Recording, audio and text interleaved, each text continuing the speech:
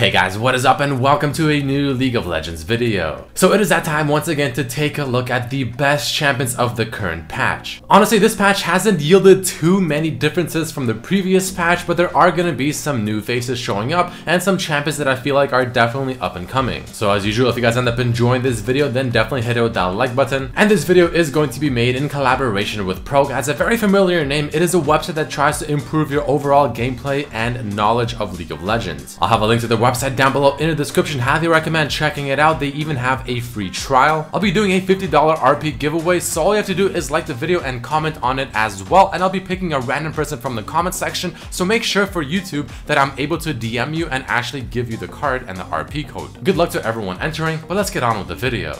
Let's jump into the best champions of patch 7.16. So now the very first champion that I want to talk about, and arguably probably the best or one of the best champions of this patch without question, is going to be Janna. The Tempest is at your command. Janna is insanely strong at the moment. She is still by far over 3% higher than the second place support in League of Legends. So I think it's quite safe to say that she's pretty damn strong because she has a lot in her kit. I mean, she has a heal which also knocks back enemies and also obviously is an AoE heal, not just a single target heal. Her Q is great for peeling and even possibly engaging in very specific scenarios. Her W is just a decent ability overall, and her shield makes ADCs, which are decently strong at the moment, even stronger. But obviously what makes her truly OP is going to be Ardent Censer, probably the best item in League of Legends at the moment because of just how many stats it provides. Obviously shielding champions benefit a lot from this item, and Janna being probably the best shielding champion next to maybe someone like Lulu, she's naturally just going to be making the most use of this item. So Janna, on top of just being a great champion overall and buffing her ADCs with her E ability, giving them essentially another BF sword,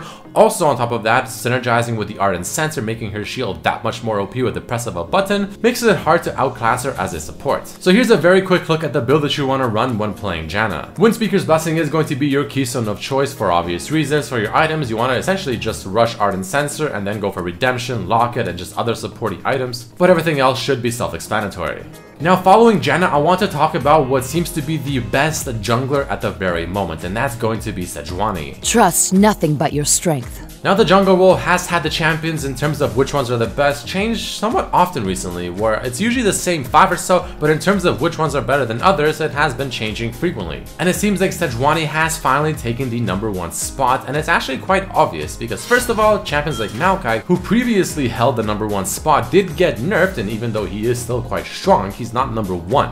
So Sejuani, not really receiving any nerfs, now ended up going to the top of the slots, but for other reasons as well. I mean, Sejuani now synergizes exceptionally well with melee champions, and since this is essentially the tank meta where champions like ChoGath, Rammus, Maokai, and even some top lane champions like maybe even Darius are very popular and strong, Sejuani just synergizes so well with them because they can stack up the passive that much faster and stun the target. So just all of that on top of Sejuani just having a decent clear, great engage, having a fantastic ultimate, and also being obviously really tanky, makes her a very formidable opponent. So that being said, let's take a quick look at the build when playing Sejuani. Your keystone of choice is going to be Courage of the Colossus, and for your jungle item, Cinderhulk is going to be the way to go, following something like a Warmongs. Now after that, it really just depends on what you're facing. Do you need MR, HP, armor? And based on that, you'll make your choices on which tanky items you want to get.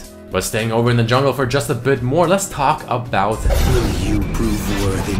Kane. Now Kane is somewhat of a new face as well this patch because even though he is still really strong, we haven't really talked about him for quite a bit. Personally, I feel like Kane is actually really good despite his win rate being lower than I would expect it to be. And the reason for this is because Red Kane is actually obnoxious. I mean, he gets so darn tanky, he's very hard to stop since he can still go through walls and be somewhat mobile for a tanky champion. His W being, in my opinion, one of the better knockup abilities in League of Legends because of the range and the just damage it does and everything. And since the tank meta is obviously really popular, Red Kane is good when it comes to facing tanks since he does do a lot of % damage, and on top of this, if he's ever tanking the backline, he can then ult one of the tanks and get so much HP back since his ultimate does give him HP based on the max HP of the person that you actually ulti. So just all of that good stuff on top of him having a fantastic early clear and also some pretty solid ganks, I feel like Kane is extremely underrated, and I feel like he's a lot better than the stats say. So with that being said, let's take a look at the build for Kane, more specifically Red Kane. So for the keystone Keystone, you want to go Fervor of Battle because Kane can still stack it up quite well, but going to something like Storm Raider Surge or even Curse of the Colossus can all work decently well as well. For your jungle item, you most likely want to go the Warrior Enchantment into a Black Cleaver into fairly tanky items, including most likely a Guardian's Angel. But moving along to the next champion in this list, I want to talk about ChoGath, more specifically, ChoGath Jungle. You wish the world you know to end. So ChoGath has been one of the stronger champions for a couple of patches now, and it doesn't seem like Riot is in a position to try and change it or nerf it. This guy can still do exactly what he's always been good at, getting very tanky, still providing some pretty solid CC, especially for a tanky champion. Obviously still being one of the few champions offering an actual AoE silence ability, but still getting so tanky to where if he synergizes himself with the Gargoyle Stoneplate, he can ult someone for over 1000 true damage, and that is not okay. His clear is really strong since his E ability now actually is an actual ability, not something completely useless. It does a lot of damage, it scales pretty well, and I mean ChoGath essentially is still ChoGath. I've talked about him so many times in so many of these videos, so I feel like there's nothing really new to say until they finally decide to nerf him one way or another. And even though Riot did slightly nerf his E ability in the previous patch, I mean it wasn't really the biggest hit in the entire world, and he still does exactly what he did before, just ever so slightly weaker. Which is another main reason as to why him and Maokai ended up falling to the number 2 or 3 or even number 4 spot in the jungle tier list, while Sejuani taking the first.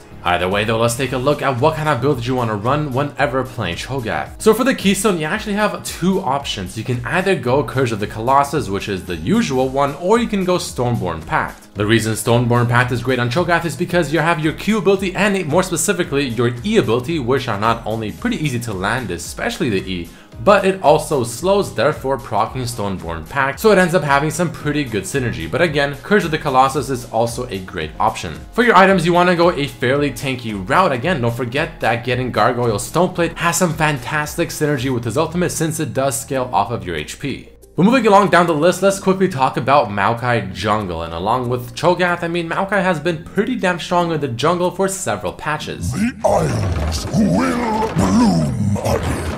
Now he did end up getting nerfed this patch, which is why he did drop down a few ranks, but he's still easily top 5, if not maybe even top 4 or 3. The reason for that is quite simple. I mean, he still does a lot of damage, he still has fantastic engages, his passive with just his natural tankiness makes him very, very difficult to kill. He's one of the few tanky champions that actually has an ability which can dodge abilities as well, being his Twisted Advance, and his ultimate, in my opinion, is still among the better ultimates of most tanks in League of Legends. He just does a lot, he's got a pretty decent clear, which should be a little bit weaker now since his E ability did get nerfed, and his overall damage output should also be a bit weaker, but not enough to bring him down to the point where he's not considered a very good jungler. So let us take a quick look at the build that you want to run whenever playing Maokai. Curse of the Colossus is going to be more or less your keystone of choice, just because of the natural synergy and how easy it is to proc, but Stormborn Pact might actually be a decent option as well, but probably not as good. But I feel like everything else should be self-explanatory since we've went over this so many times already. But now let's make our way over to the mid lane and talk about a new face that hasn't been in one of these videos for quite some time, but recently got a buff to where I feel like he's gonna only get stronger from here. FIZZ. Let me at him! Now FIZZ is somewhat of a controversial champion because, as most assassins, he's extremely obnoxious to faces, especially if ahead. This guy, if he's even behind, can probably 100 to OU if you're a squishy champion as long as his ultimate lands. I mean, that's kind of the nature of FIZZ, but on top of that, he's also one of the few champions, especially assassins, that has a regular ability that can also be used to dodge almost every single other ability. At the end of the day, FIZZ is definitely not one of the more fun champions to face in League of Legends. But he did also get buffed this patch to where his E ability's cooldown has been lowered at the lower ranks of the ability itself, which helps his laning phase out by quite a bit. I took a look at his statistics and his win rate is actually slowly going up, and I feel like next patch, once people start playing him a bit more frequently and people realize that, you know what, maybe FIZZ is actually really good right now, I feel like his win rate will continue to go up, especially since a lot of the strong mages got nerfed. So all in all, I feel like FIZZ is definitely making a comeback, so he's a champion you may want to watch out for. But with that being said, let's take a quick look at the build when playing FIZZ. Thunderlords is going to be your keystone of choice in more scenarios than not because it just helps your overall synergy and burst. Portal build is fantastic on FIZZ because not only does it proc your Thunderlords extremely easily if you really need to, but it has more burst damage, gives you a bit more mobility, and it just works very well with his skit. Of course, Lichbane and Zhonya's Hourglass being the other two core items. But moving along, let's take a look at a champion that's extremely strong both in the mid lane and even in the top lane. Talon. Live and die by the blade. Now, if you were to look at statistics alone, Talon is actually #1 in both top lane and mid lane, which is actually somewhat unheard of, especially for an assassin champion. That's when you know something is definitely kind of weird, when an assassin champion has the highest win rate in 2 lanes. But it's honestly to be expected. Talon is not only a fairly simple champion, but he's extremely strong. I mean, his parkour skills over the walls are just exceptionally strong, gives him so much mobility and pressure around the map, which is ever more important at the very moment. Duskblade is still fantastic on him. He does a buttload of damage in his full combo. Some of it is also even AoE. His passive is very strong, going Ignite on Talon, which you should go if you're playing in mid lane or even top lane. Gives you a very high potential level 2 First Blood. And I mean, all in all, Talon can also reproc Duskblade 2 times in a row very quickly. So I mean, just a very strong champion that has a lot of damage, has a lot of mobility, can create a lot of pressure around the map, and is hard to play against. So very quickly, here's the build when playing Talon. Your keystone is going to be either Thunderlords or Storm Raider Surge. It just kind of depends on who you're facing and whether or not you can actually get away from them if you do go Storm Raider Surge. But for items, you want to go typical lethality items like Youmuu's, Duskblade, maybe a Black Cleaver to help your synergy with your just how fast you can proc it, and also the CDR, which helps Talon by quite a bit, and everything else should make sense. Now, the last champion I want to talk about before honorable mentions is going to be Twitch, because not only is he a very good ADC, he can also be played in the jungle, and surprisingly, it's actually quite effective. What doesn't kill you just isn't finished yet. But that, along with just how hard he can scale into the late game, and of course Ardent Sensor being completely busted, making an ADC who's already among the strongest when it comes to late game even stronger, which makes him even more impossible to stop, is going to pose quite a problem if the game lasts more than about 30 minutes. So let us quickly take a look at the build that you want to run when playing Twitch. Now, Fervor of Battle is going to be your keystone of choice for your items. Blade of the Rune King still seems to be great, followed by something like a Runeance Hurricane and Infinity Edge.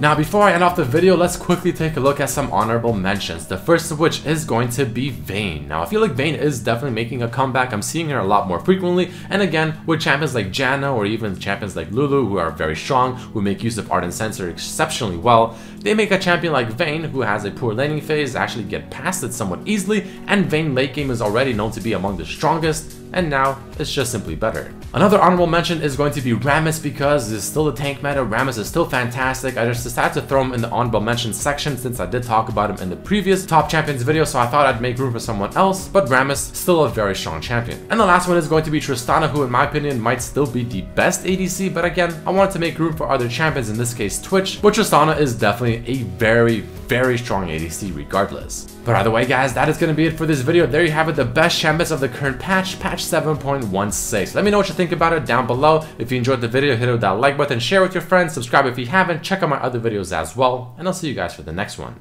Peace.